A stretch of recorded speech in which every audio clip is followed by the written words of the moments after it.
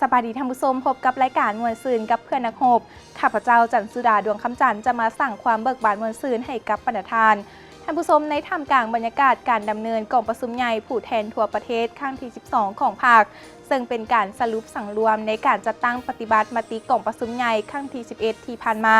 และยังเป็นทิศทางแผนการใน 5 ปีต่อหน้าซึ่งมื้อนี้ทางรายการมวลซืนกับเพื่อนนักรบก็ได้มีโอกาสลงติดตามมื้อทำอิฐของการฝึกซ้อมการแสดงศิลปะพิเศษแกรนด์คอนเสิร์ตลาวเวียดนามมหกาพย์แห่งมิตรภาพสมเสยผลสำเร็จของประชุมใหญ่ผู้แทนทั่วประเทศครั้งที่ 12 ของภาคยูหอวัฒนธรรมแห่งชาติ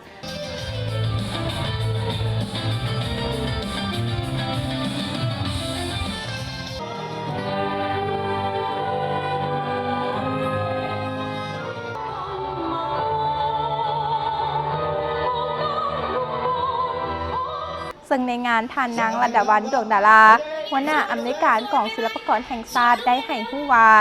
การกระเทียมแสดงศิลปากรห่วมลาวเวียดนามเป็นการชมเชยผลสำเร็จของประชุมใหญ่ผู้แทนทั่วประเทศครั้งที่ 12 ของพรรคประชาชนปฏิวัติลาวการแสดงในครั้งนี้รวมมี 2 ฝ่ายคือ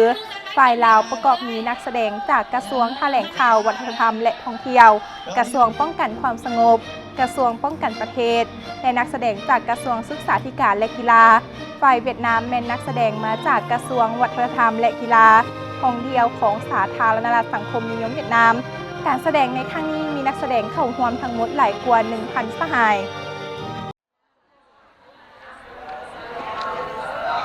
สบายดีข้าพเจ้ารัตดาวันดวงดาราหัวหน้าอำนวยการกองศิลปากรแห่งชาติหน้าที่รับผิดชอบเวียกงานการแสดงเจ้าการแสดงในครั้งนี้จุดประสงค์เมนการแสดงศิลปะพิเศษลาวเวียดนามเนื่องในโอกาสเฉลิมฉลองสมเสยผลสำเร็จกองประชุมใหญ่ครั้งที่ 12 ของพรรควาระการแสดงของพวกเราก็แมนจะเริ่มต้นในค่ำคืนวันที่ 9 เวลา 19 โมงเป็นต้นไปสถานที่ก็แมนอยู่สนามกีฬาหลัก 16ในนามข้าพเจ้ารับผิดชอบเวียกงานการแสดงก็อยากเชิญชวนบรรดามวลชนชาวนครหลวงเวียงจันทร์พร้อมด้วยชาวต่างประเทศที่อยู่นครหลวงเวียงจันทร์เข้าร่วมชมงานแสดงในครั้งนี้ถือว่าเป็นกิจกรรมที่ยิ่งใหญ่ระหว่างลาวเวียดนาม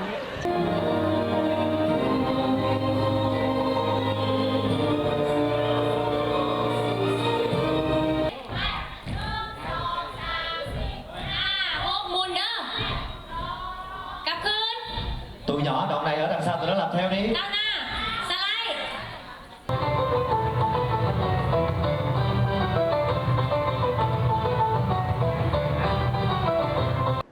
ที่ผ่านไปนั้นก็แมนการฝึกซ้อมมือทำอิฐกองการแสดงศิลปะในการเฉลิมฉลองสมเสยผลสำเร็จของประชุมใหญ่ผู้แทนทั่วประเทศครั้งที่ 12 ของภาคในวันที่ 9 เดือนมกราคม